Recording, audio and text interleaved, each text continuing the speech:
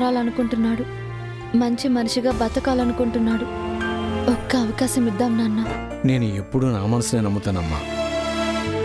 నా మనసు అతన్ని నమ్మొద్దు అంటుంది. నా కోసం నమ్మండి నాన్న. ఆయన తరపున నేను చెప్తున్నాను, ఆయన ఖచ్చితంగా మారతాడు. మానసికంగా చాలా కృంగిపోయి ఉన్నాడు. మనం అండగా నిలిస్తే ఖచ్చితంగా మంచి మనిషిగా మారతాడు. తప్పు చేసిన వాణ్ణి నేను క్షమించలేనమ్మా. తల్లిదండ్రులను మోసం చేసి అతనితో పాటు పారిపోయి పెళ్లి చేసుకున్నాను. ఆ తప్పుని మీరు క్షమించారు కదా నాన్న. మీ బిడ్డగా నా తప్పుని ఎలా క్షమించారు, అలాగే అతని తప్పుని కూడా క్షమించండి. ఒక్క అవకాశం ఇవ్వండి. అప్పుడు ఆ తప్పు కూడా నీ అంతటి నువ్వు చేసింది కాదమ్మా, అతని వల్ల చేసింది. లేదు నాన్న, అప్పుడు పారిపోయి పెళ్లి చేసుకుందామని ప్రోత్సహించింది, నన్ను తీసుకెళ్లి పొమ్మంటూ బలవంత పెట్టింది నేనే.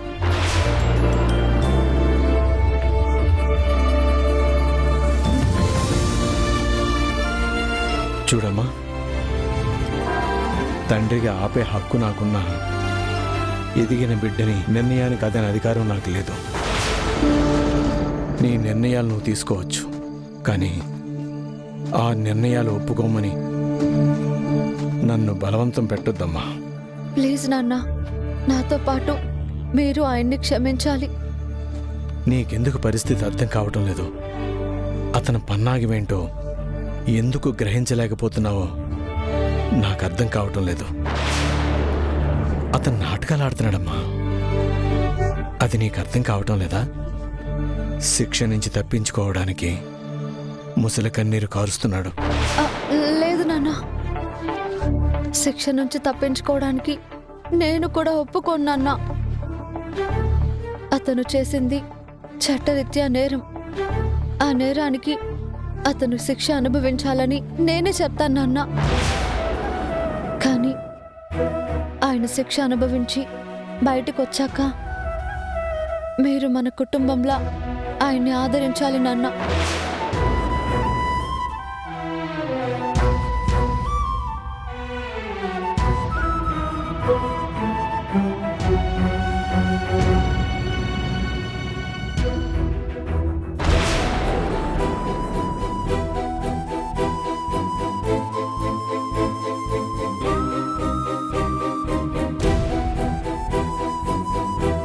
ఇందు ఆయన అంతే, ఎవ్వర్ని పట్టించుకోరు, మొండిగా ఉంటారు.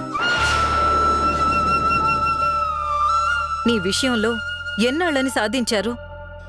ఇప్పుడు మీ నాన్నను ఒప్పించి అన్నీ చెయ్యాలి అంటే నువ్వు చేయగలిగింది ఏమీ లేదు. నువ్వు చెప్పాల్సింది చెప్పావు.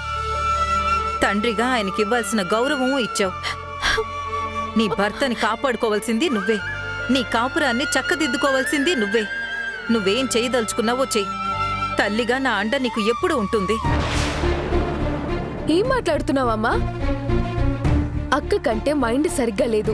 అతని మీదున్న గుడ్డి ప్రేమతోటి అతను చెప్పిన కల్లెబోలు మాటలు నమ్ముతూ ఇంకా అతని కోసం తాపత్రపడుతుంది. నాన్న చెప్తున్నాడు, మేమందరం చెప్తున్నాం. ఎందుకు అర్థం కావడం లేదు? మీకెవ్వరికీ అర్థం కాని విషయం ఒకటి చెప్తాను. మీరు ఇందుని భర్త నుంచి శాశ్వతంగా దూరం చేసి తన భవిష్యత్తుని ఏదో గొప్పగా తీర్చిదిద్దుదాం అనుకుంటున్నారు. కానీ ఇందు మనస్తత్వం ఏంటో, దాని మనసేంటో నాకు తెలుసు. అదంత సులువుగా అతన్ని మర్చిపోలేదు, ప్రశాంతంగా ఉండలేదు. దాని భవిష్యత్తు మొత్తం గతాన్ని తలుచుకుంటూ కుమిలిపోతూ ఉంటుంది. దయచేసి ఉన్న జీవితాన్ని, ఉన్న కాపురాన్ని సరిచేయండి చాలు. కొత్త జీవితాలేం చూపించక్కర్లేదు.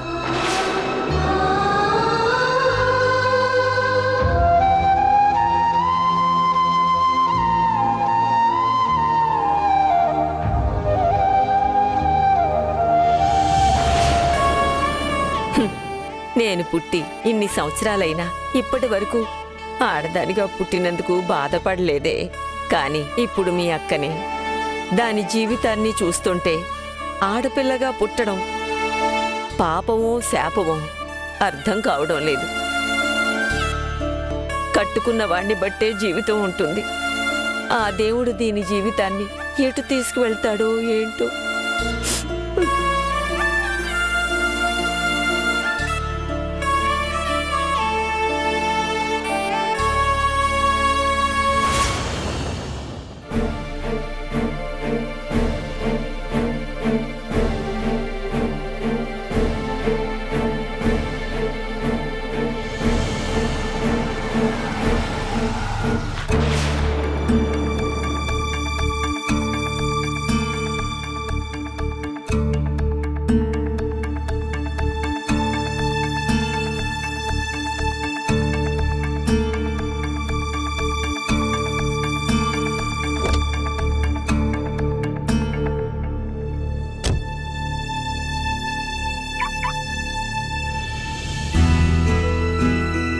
నాన్న కూర్చో.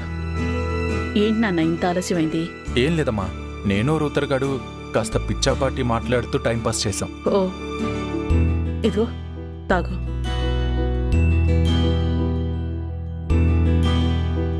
ఏంటో దేవకి, నీ కొడుకు మొన్నటి వరకు తల్లిచాటు బిడ్డలాగా చాలా బుద్ధిగా ఉన్నాడు. పెళ్ళైన దగ్గర నుంచి నీ కాస్త దూరం అయిపోయాడు.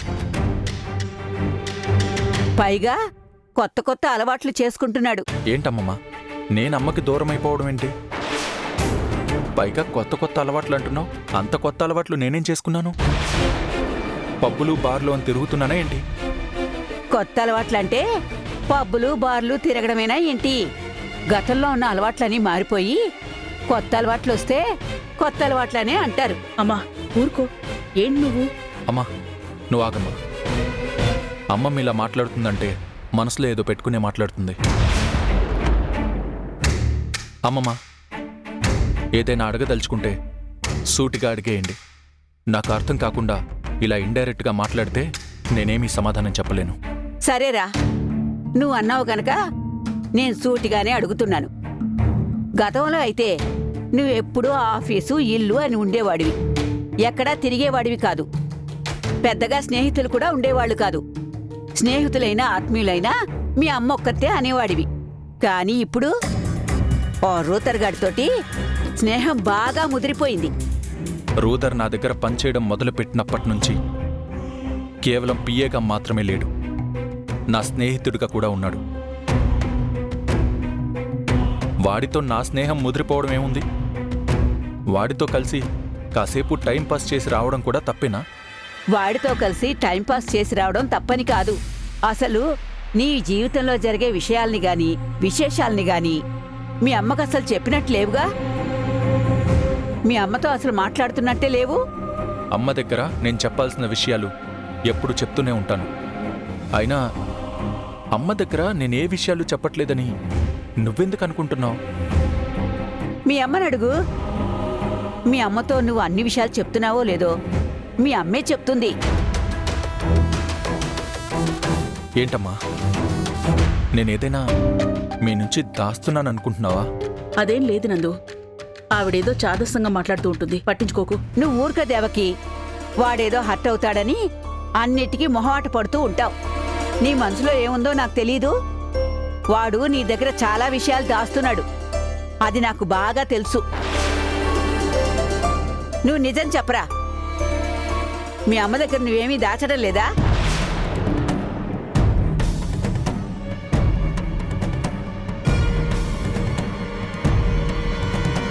అమ్మ దగ్గర నేనింతవరకు ఏ విషయాన్ని దాచింది లేదు. అలా దాచిందంటూ ఏదైనా ఉంది అంటే నా పెళ్లి విషయంలో ఇందుని పెళ్లి దాకా తీసుకెళ్లడం, ఆ పెళ్లి ఆపాలని ప్రయత్నించడం, ఆ తర్వాత మధుతో ఈ విషయాన్ని చెప్పకపోవడం, మధుతో ఈ విషయం గురించి గొడవ అవడం, తను ఇంటికెళ్ళిపోవడం, ఈ విషయాలన్నీ దాచాను. కానీ ఈ విషయాల్ని కూడా అమ్మ దగ్గర దాచాల్సింది కాదు.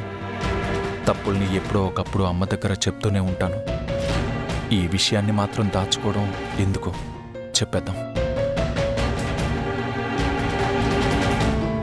చూసావా, మనసులో ఇంతగా ఆలోచిస్తున్నాడంటే అరే ఈ విషయాలన్నీ అమ్మకెలా తెలిసాయా అని అనుకుంటున్నట్టున్నాడు. అమ్మమ్మ, అసలు నేను ఏ విషయాలు దాస్తున్నానని అనుకుంటున్నారు? ఏమో, ఏం దాస్తున్నావని మాకెలా తెలుస్తుంది? నువ్వు చెప్తే తప్ప. మీరు అనుకుంటున్నట్టు నేనేమి దాచడం లేదు. అయినా అమ్మ దగ్గర దాచడానికే ఉంది.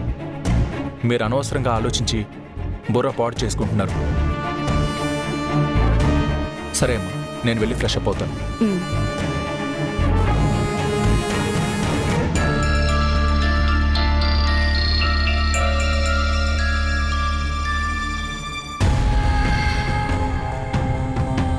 సారీ అమ్మా, మధుతో నాకైన గొడవ గురించి నీతో చెప్దామనుకున్నాను.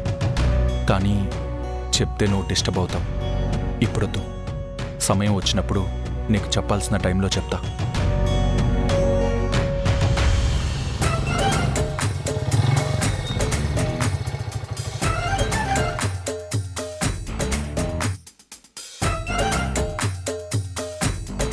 ఈరోజు సంపుని బైక్ మీద కూర్చోబెట్టుకుని మేఘాలలో తేలిపొమ్మన్నది అంటూ గిర్రు గిర్రున రేస్ చేసుకుంటూ రివ్వు రివ్వున ఎగిరిపోవాలి. ఆ.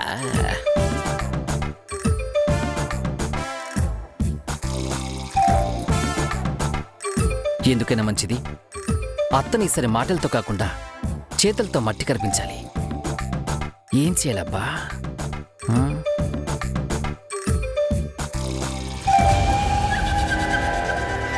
ఐడియా.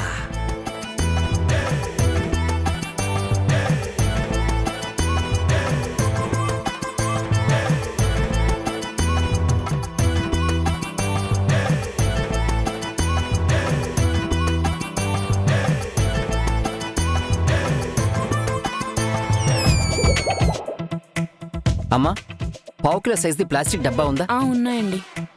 ఎంతమ్మా? 50 రూపాయలు. ఇదిగోండి.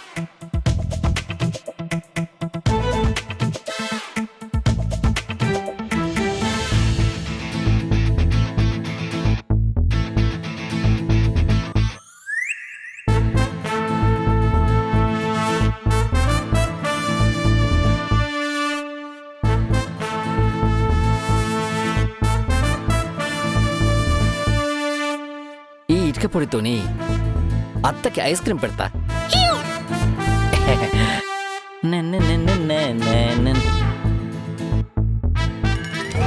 అత్త, ఐఎమ్ కమింగ్.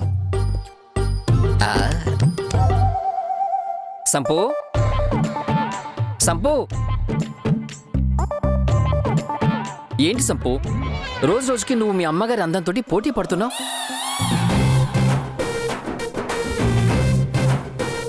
అల్లుడు గారు, నేను సంపుని కాదు, సంధ్యని. Oh my God! అత్తగారు, రోజు రోజుకి మీ వయసు వెనక్కి వెళ్ళిపోతుంటే మా పరిస్థితి ఏంటి? ఊరుకోండి అల్లుడు గారు. మీరు అల్లుడు గారు అల్లుడు గారు అని పిలవకండి, బయట ఎవరు నమ్మరు. పేరు పెట్టే పిలవండి. అసలు ఆ మాటకొస్తే మిమ్మల్ని అత్తగారు అని పిలవడానికి కూడా నాకు నోరు రావడం లేదు తెలుసా? నేను గనుక మీ అమ్మాయికి కాబోయే భర్తని కాకపోయి ఉంటే మిమ్మల్ని పేరు పెట్టి పిలుద్దును.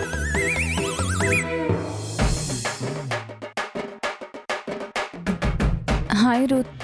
హాయ్ సంపు. సంపు, ఇక నుంచి నువ్వు త్వరగా వచ్చి హాల్లో ఉండవా? నేను వచ్చేసరికి అత్తగారిని చూసి నువ్వనుకున్నాను. నిన్నటి వరకైతే నీకు అక్కలా ఉండేవాళ్ళు, ఇవాళేంటో నీకు చెల్లెల్లాగా కనబడుతున్నారు.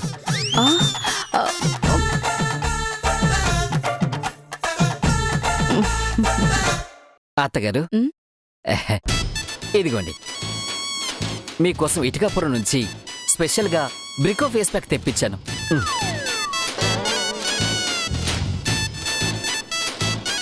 అవునా? నా కోసం ఫేస్ ప్యాక్ తెప్పించారా? అవునత్తగారు, ఆ దేవుడు మీకిచ్చిన యవ్వనాన్ని అందాన్ని మీరు కూడా కాస్త కాపాడుకుని ఇంకా పెంచుకోవాలి కదా, అందుకని మీకోసం స్పెషల్గా బ్రికో ఫేస్ ప్యాక్ ఫ్రమ్ ఇటుకాపురం. ఇటుకాపురమా? ఎక్కడుందది? అది బురిడిపాలెం పక్కనుందిలేండి. బురిడిపాలెమా? నేనెప్పుడు వినలేదే. ఎలా వింటారు?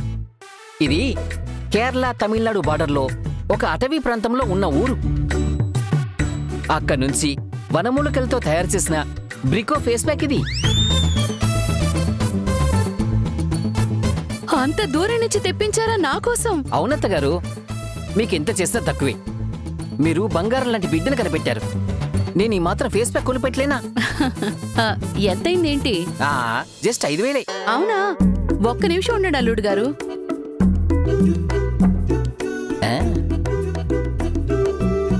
ఫేస్ ప్యాక్ అమ్మకే తెచ్చారు, మరి నాకు? ఆ ఫేస్ ప్యాక్ నేను వాడతాను. నో, ఆ ఫేస్ ప్యాక్ నువ్వు వాడకూడదు. అది బ్రికో ఫేస్ ప్యాక్. నీకు శాండిల్ ప్యాక్ ఇస్తాగా. Sandal pack? అవును, నువ్వే గంధంలా ఉంటావు కదా. ఇదిగోండి అల్లుడు గారు. అత్తగారు, పేరు పెట్టి పిలవండి. Call me Ruth. ఆ, ఆ, ఆ, అల్లుడు గారు బాగోదేమో. అత్తగారు, నేను అత్తగారు అని పిలవడానికి ఫీల్ అవుతున్నాను. మీరు నన్ను అల్లుడు గారు అంటే మీ ఏజ్ పెరిగిపోతున్న ఫీలింగ్ వస్తుంది నాకు. నేను తట్టుకోలేకపోతున్నాను. ఓకే రూత్, ఇదిగోండి 5,000. దేనికి? అదే ఫేస్ ప్యాక్ తెప్పించారు కదా నా కోసం. అయ్యో వద్దండి. తీసుకోండి అల్లుడు గారు. అయ్యో వద్దండి. తీసుకోండి అల్లుడు గారు. అయ్యో ఏంటో మీరు మరీ మొహమాట పెట్టేస్తున్నారు. తీసుకోకపోతే హర్ట్ అవుతారు. ఈవిడ డబ్బులు ఇస్తుందని తెలుసుంటే ఇంకో 2 డబ్బాలు తెచ్చుందరు. 5,000కు బదులుగా 20,000 అని చెప్పుందరు. నెక్స్ట్ టైం పడతా. అత్తగారు, మీరు ఆ ఫేస్ ప్యాక్ వేసుకుని తలతల్లాడిపోతూ నాకు ఒక ఫోటో పంపించాలి. తప్పకుండా రూత్. సరే, నేను మీ అక్కగారు ఆఫీస్కి వెళ్ళిరామా? మా అక్క? అదే సాంప్రదాయని. ఛీ, పోండి రూత్, తను నా కూతురు. ఓహో, ఏంటో మీరు గుర్తు చేస్తే తప్ప నాకు ఈ మధ్య గుర్తు రావడం లేదు. సంపు పద, వస్తాం అత్తయ్య గారు. రా. వెళ్ళొస్తానమ్మా.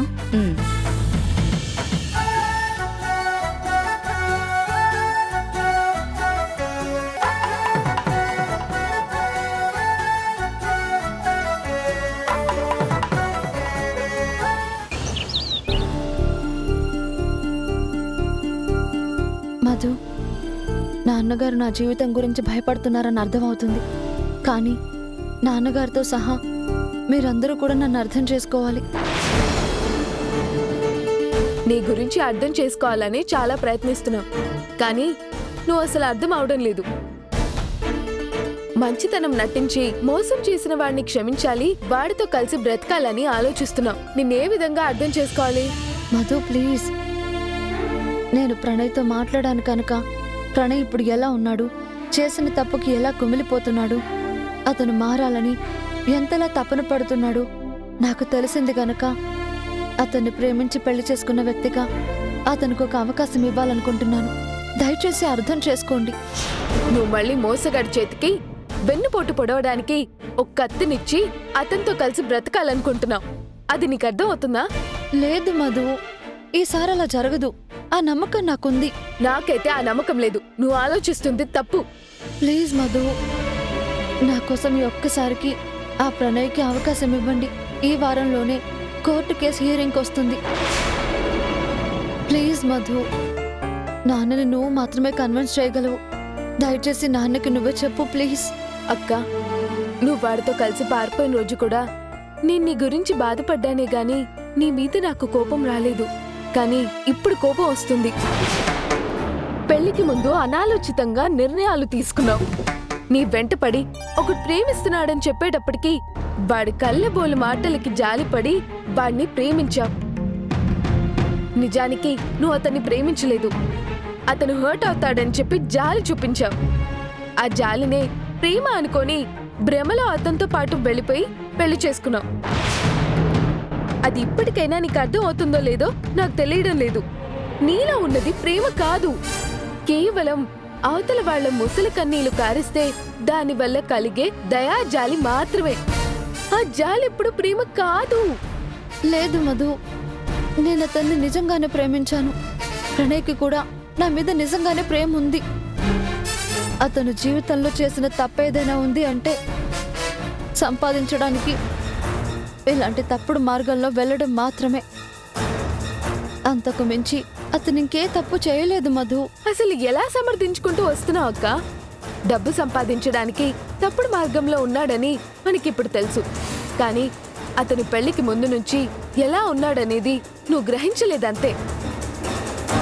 అసలెప్పుడైనా నిజాయితీగా ఉద్యోగం చేసి డబ్బులు సంపాదించాలని ఆలోచించాడా? అలాంటోడి కోసం ఇంకా పాకలాడుతున్నావు. ప్లీజ్ మధు, అతనిప్పుడు కేవలం నా మీద మాత్రమే హోప్స్ పెట్టుకుని ఉన్నాడు. ఇప్పుడు గనక నేను అతనికి అండగా నిలబడకపోతే అతని జీవితమే పాడైపోతుంది. ప్రాణాలు తీసేసుకుంటాడు. అవన్నీ ఒట్టి బూటకాలక్క. ముందు నువ్వు అవి నమ్మడం మానే, నువ్వు ప్రశాంతంగా ఉంటావు. మేడం, మీరు అర్జెంట్గా కాన్ఫరెన్స్ రూమ్కి వెళ్ళాలి. ఆ? దేనికి? బాస్ మీటింగ్ ఏర్పాటు చేశారు. ఇది నేను నీ బర్త్డే రోజున రాసిన లెటర్, ఒక్కసారి చూడు.